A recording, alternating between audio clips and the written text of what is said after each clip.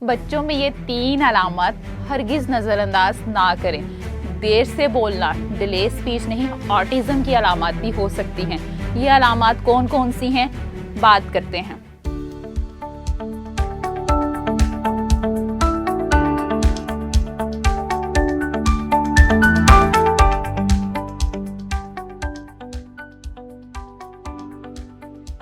अस्सलाम वालेकुम, this is me फ़तिया Ashraf. मैं कंसल्टेंट साइकोलॉजिस्ट हूँ और स्पीच एंड लैंग्वेज थेरेपिस्ट हूँ। क्या आप जानते हैं कि हर वो बच्चा जो देर से बोलता है सिर्फ डिले स्पीच में नहीं जाता। कई केसेस में डिले स्पीच दरअसल ऑटिज्म की अलामत भी हो सकती हैं। ऑटिज्म स्पेक्ट्रम डिसऑर्डर एक खामोश निशानी होती है। मसला ये नहीं है कि बच्चा नहीं बोल रहा, असल ख़तरा ये है कि इसके दिमाग का कम्युनिकेशन चैनल जो है वो रिस्पॉन्स ही नहीं बना रहा। अगर आपने ये 3 अलामत नज़रअंदाज कर दी तो बाद में सही इलाज शुरू करने में बहुत देर हो सकती है। आज मैं आपको वो 3 बड़ी अलामत बताऊंगी जो आमतौर पर वालिदैन नज़रअंदाज करते हैं, लेकिन माहिरीन के मुताबिक ये ऑटिज़म की सबसे पहली वार्निंग है। अगर इनका ट्रीटमेंट जो है वो टाइमली ना करवाया जाए तो ये स्पीच डिसऑर्डर सोशल डिसेबिलिटी भी बदल सकती है। हर बोलने में लेटनेस जो है वो ऑटिज्म भी नहीं होती। हर डिले स्पीच का बच्चा जो है वो ऑटिज्म में फॉल नहीं करता, लेकिन हर ऑटिज्म का बच्चा जो है वो डिले स्पीच में चला जाता है। इसलिए इन अलामात का, इन सिम्टम्स का जो है वो पहचानना ज़रूरी है। चलें सबसे पहले ये सिम्टम्स पे बात करते हैं। सबसे पहली सिम्टम्स क्या है? सबसे पहली और most important symptoms eye contact ना करना, आंख से आंख मिलाकर बात ना करना। आम बच्चा जब आपको देखता है तो वो आपसे रिस्पॉन्स करता है, रिएक्शन करता है, स्माइल करता है, आपकी तरफ तवज्जो के ज़रिए जो है वो मिलता है। लेकिन ऑटिज़म के ख़तरे वाले बच्चे आपकी तरफ देखते हैं मगर आपसे जुड़ते नहीं हैं।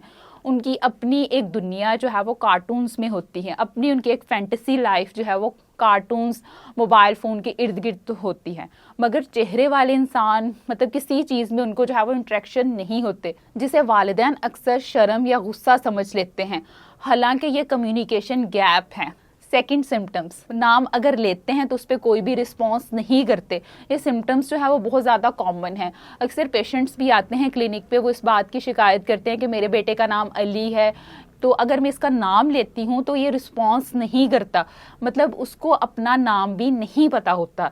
ये सबसे ज़्यादा मेजर सिम्टम्स है और ये ऑटिज़म के बच्चों में ज़्यादा पाया जाता है। अगर इस सिम्टम्स से बात करें तो इसमें हेयरिंग इश्यूज़ भी आ सकते हैं। समटाइम्स ये भी होता है कि बच्चा जो है वो उसके हेयरिंग में प्रॉब्लम होती है, लेकिन अगर हेयरिंग भी चेक करवाई जाती है तो हेयरिंग भी बिल्कुल ठीक होती है, लेकिन बच्चे ने मोबाइल फ़ोन और कार्टून्स इतने ज़्यादा देखे होते हैं कि उसे अपने इर्द गिर्द की चीज़ों के नाम भी नहीं पता होते, इवन कि उसे अपना नाम भी नहीं पता होता। यही रेड फ्लैग जो है वो ऑटिज्म स्पेक्ट्रम डिसऑर्डर के सबसे बड़ी वजह है। सिम्टम्स नंबर 3, इंसानों की बजाय चीज़ों से लगाओ। ऑटिज्म के बच्चों में एक चीज़ जो है वो बहुत ज़्यादा कॉमन है, ये खिलौनों के साथ या समटाइम्स जो है किसी ना किसी चीज़ के साथ काफ़ी लगाव रखते हैं। कल एक पेशेंट आई, बच्ची थी 4 साल की, उसको अपने ब्लैंकेट से बहुत ज़्यादा लगाव था कि वो अपने कंबल को छोड़ ही नहीं रही थी। उसकी मदर ने मुझे बताया कि घर में वैरायटीज़ ऑफ इस तरह के मतलब ब्लैंकेट मौजूद है, लेकिन बच्ची को वही चीज़ पसंद है। इस बच्चे जो हैं वो एक चीज़ के साथ बहुत ज़्यादा एसोसिएट हो जाते हैं, मतलब उस चीज़ को जो है वो छोड़ते ही नहीं हैं। उन्हें लगता है कि ये चीज़ उन्हें सिक्योर करती है, जो आगे चलकर उनकी लाइफ को, उनकी पर्सनल लाइफ को, उनकी सोशल लाइफ को जो है वो डिस्टर्ब करती है। WHO की रिसर्च के मुताबिक ऑटिज्म में पहली अलामत जो है वो है स्पीच डिले, आई कांटेक्ट नहीं करते, और इनकी रिसर्च के मुताबिक हर 100 में से एक बच्चा ऑटिज्म स्पेक्ट्रम डिसऑर्डर में फॉल कर रहा होता है। अर्ली इंटरवेंशन इज़ की टू सक्सेस। अर्ली इंटरवेंशन का मतलब है कि अगर बच्चे को अर्ली एजेस में ही डायग्नोज कर लिया जाए तो उसका ट्रीटमेंट जो है वो जल्दी पॉसिबल हो जाता है। अर्ली इंटरवेंशन में 70% बच्चे बातचीत में पीछे रह जाते हैं।